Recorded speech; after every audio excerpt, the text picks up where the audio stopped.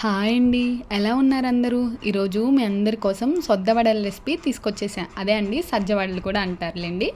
దీనికోసం ముందుగా మీ తీపికి సరిపడే బెల్లంని తీసుకొని కొద్దిగా వాటర్లో నానబెట్టేసుకోండి. బెల్లం అనేది మొత్తం కరుగుతుంది కదా, అంతా కలపాలంటే పిండిలో, అందుకని పక్కన పెట్టేసుకోండి. తర్వాత సజ్జల పిండి తీసుకోండి.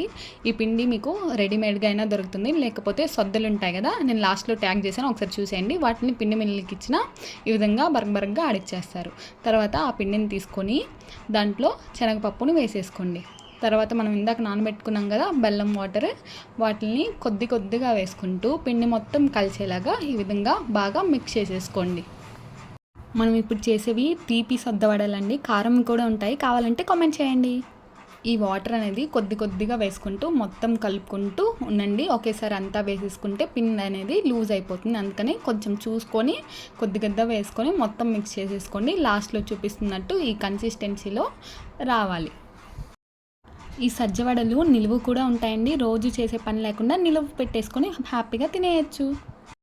మేమైతే వీటిని సొద్ద వడలు అంటాము, మరి కొందరు సజ్జ వడలు అంటారు, ఇంకొందరు ఇంకొన్ని పేర్లతో పిలుస్తారు. మీ ఊర్లో ఏ పేర్లతో పిలుస్తారో కామెంట్ చేసేయండి.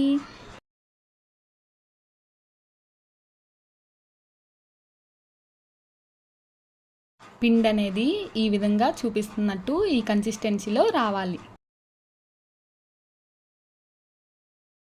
అలా పిండి రెడీ అయిపోయిన తర్వాత ఒక కవర్ తీసేసుకొని దానికి కొద్దిగా ఆయిల్ పూసేసుకొని ఈ విధంగా మనం అరిసెలు ఒత్తుకుంటున్నట్టు ఆ పిండిని కొంచెం ముద్దలా తీసుకొని ఈ విధంగా గారెలు వేసుకుంటాం కదండి, ఆ విధంగా పల్సగా స్ప్రెడ్ చేసేసుకొని మధ్యలో హోల్ పెట్టేసుకొని డీప్ ఫ్రై చేసేయడమే. వెంటనే వేసిన తర్వాతే తిప్పేయద్దండి, ఒక నిమిషం ఆగి తర్వాత అటు ఇటు కాల్ చేసేయండి. దీనికి డీప్ ఫ్రైకి ఎక్కువ టైం ఏం పట్టదు, చాలా తక్కువ టైం పడుతుంది, అంతే అండి.